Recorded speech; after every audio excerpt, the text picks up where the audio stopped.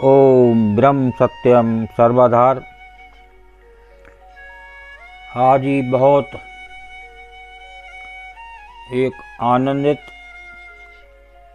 प्रसंग को जाने कि ये क्या संदेश दे रहा है। बहुत ही सुंदर ये प्रसंग, आनंद का अभाव क्यों। तो आज ये ज़रूर जानें कि जीवन में आनंद का अभाव क्यों होता जा रहा है और नित्य जीव इस संसार में दुख ही दुख में है और तनावग्रस्त जीवन।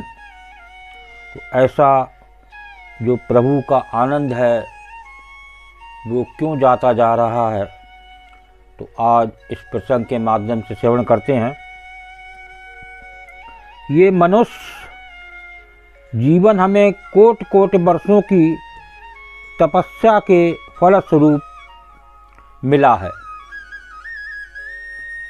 ये मनुष्य जीवन ऐसे ही नहीं मिल गया।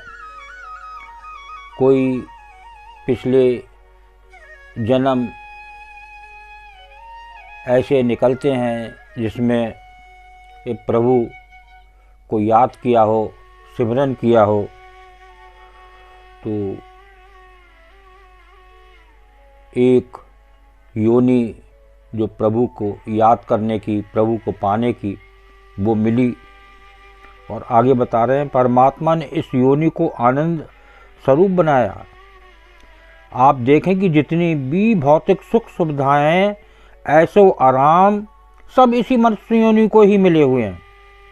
अन्य किसी योनि में ये उपलब्ध नहीं है।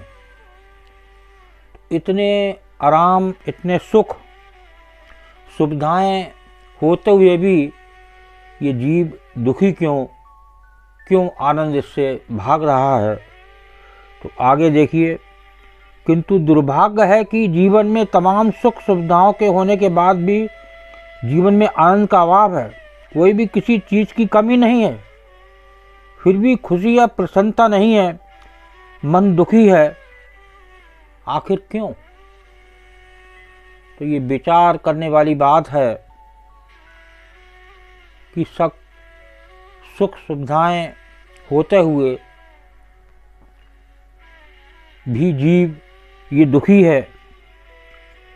तो ये प्रश्न शिष्य के मन में अक्सर उभरता है कि ऐसा क्यों है। तो आइए आनंद लेते हैं। आगे क्या बता रहे हैं इसमें। संत समझाते हैं कि इन दुखों का एक ही कारण है, वो है असीम तृष्णाएं। मनुष्य का मन ऐसे ही तमाम सुख समृद्धि होते हुए भी जो नहीं है उसका अभाव उसे हमेशा खटकता है। जैसे 32 दांतों में अगर एक दांत भी टूट जाए तो जुबान बार बार वहीं जाती है। ठीक ऐसे ही जो है उसका संतोष नहीं है और जो नहीं है उसकी तृष्णा बनी हुई है। ये मेन कारण सुख छिनने का, दुख आने का, आनंद के भागने का। अपनी अग्नि में मनुष्य को निरंतर जलाती है। एक पूरी हो फिर दूसरी, तीसरी, चौथी, निरंतर ये तृष्णाएं जन्म लेती रहती हैं। मनुष्य इसे पूरी करने की चाहत में जीवन भर दौड़ता रहता है। आज जो मानव की संसार में दौड़ है वो तृष्णाओं को पूरी करने के लिए ही तो है कि सुबह से शाम तक उसको ठीक से 2 रोटी खाने का भी समय नहीं है, अपने पास बच्चों को पास बैठने का भी समय नहीं है।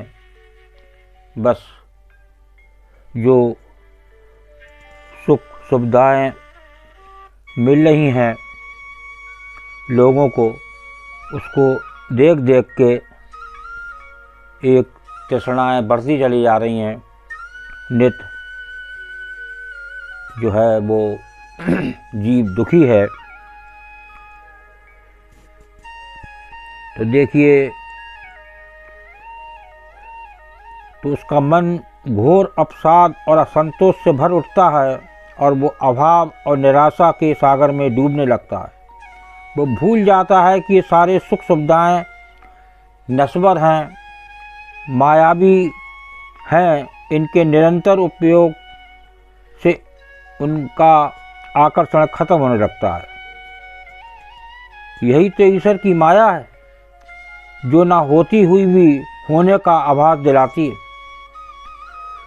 तब वो दुखों में लहराने लगता है। यही तो मनुष्य की दुर्दांत अवस्था है।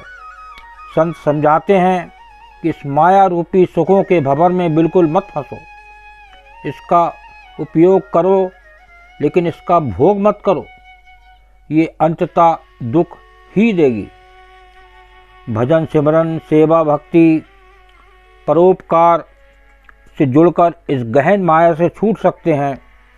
संतोष और धैर्य धारण कर इन मायावी सुखों के माया जाल से बचकर तृप्त और सदा संतोषी बन सकते हैं। तभी इन विकारों से भी छुटकारा पा सकते हैं। तो देखिए, अभी आपने प्रसंग सुना। इस आनंद का अभाव क्यों? तो इसका कारण है अनियमित तृष्णाएँ, सुख भोगने का आनंद, सुख की भोगने वाली वस्तुओं का आनंद। इसी प्रकार बच्चे भी नित्य एक तृष्णाएँ में जुड़ गए हैं और परेशान रहते हैं। बच्चे भी परेशान, माता पिता भी परेशान। उनकी इच्छाएं पूरी करने में सक्षम दिखाई नहीं दे रहे हैं। ऐसा इसलिए है कि इस तृष्णाओं की कोई कमी नहीं। और